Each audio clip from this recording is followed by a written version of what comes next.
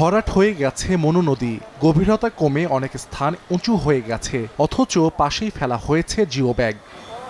মৌলভীবাজার সদর, রাজনগর ও কুলাউড়া উপজেলায় মনু নদীর তীর রক্ষা প্রকল্পের আওতায় ৩৫ একর জমি অধিগ্রহণের জন্য ২০২২ সালের জানুয়ারিতে জেলা প্রশাসনের কাছে আবেদন করে পানি উন্নয়ন বোর্ড। কিন্তু আমলাতান্ত্রিক জটিলতায় দীর্ঘদিনে জমি অধিগ্রহণ হয়নি। ভূমি মন্ত্রণালয় চলতি বছরের ২২ অক্টোবর জমি অধিগ্রহণের অনুমোদন দিলেও কাজের ধীরগতির অভিযোগ এলাকাবাসীর। এতে দুর্বল শহর প্রতিরক্ষা বাঁধের কারণে চলতি বছরের মতো আগামী বর্ষায় বন্যার আশঙ্কা করছেন শহরবাসী। প্রতি বর্ষার সময় আমরা খুব আতঙ্কের মধ্যে থাকি, খুব সমস্যার মধ্যে থাকি। সব দোকানদার হল আমরা মাল চামানা আটাইয়া খুব একটা আতঙ্কের মধ্যে থাকি। এবার যে নদীর পানির উচ্চতা ছিল, সেই পানির উচ্চতার কারণে আমরা শহরবাসী নির্ঘুম রাত কাটিয়েছি। প্রতি বছর বন্যায় মারে, কোনো খাত চলেন না। 2 বছর ধরে আমরা বন্যায় মারে। দীর্ঘদিন ধরে খালি শুনি আইতেছি যে বান হইতেছে, কিন্তু বান হইতেছে না। আমরা অনেক কষ্ট করতেছি নদীর ভাঙ্গন লইয়া। বর্ষা হয় তখন আমরা খুব আতঙ্কে থাকি।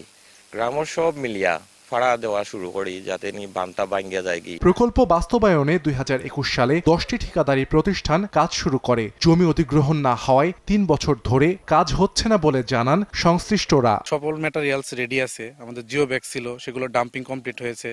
আমাদের ব্লক যে পরিমাণ ছিল আমরা ব্লক তৈরি করে ফেলছি। জমি পাচ্ছি না, সেজন্য আমরা ব্লক প্লেসিং এ যেতে পারতেছি না। মনু নদীতে যত ঠিকাদার প্রতিষ্ঠান আছে সবাই ক্ষতিগ্রস্ত হচ্ছে, বারবার টাইম এক্সটেনশন হচ্ছে। আমরা কিছুদিন আগে টাইম এক্সটেনশন হয়েছে, সেটারও মেয়াদ চলে যাচ্ছে। তবে শীঘ্রই সংকট সমাধানের আশ্বাস পানি উন্নয়ন বোর্ডের। খুব গুরুত্ব সহকারে যাতে অধিগ্রহণ প্রক্রিয়াটি শেষ হয়, এর থেকে পানি সম্পদ থেকে একটি পত্র দেওয়া হয়েছে জেলা প্রশাসক বরাবর এবং আমাদেরকে। আশা করতেছি প্রকল্পটি যেহেতু ২০২৬-এর জুনে সমাপ্ত হবে, এর ভিতরে এই প্রক্রিয়াটি অতি দ্রুত সকলের সহযোগিতা সম্পন্ন হবে। পানি উন্নয়ন বোর্ডের তথ্য মতে মনু নদীর তীর রক্ষা প্রকল্পের ব্যয় ধরা হয়েছে ৯৯৬ কোটি টাকা।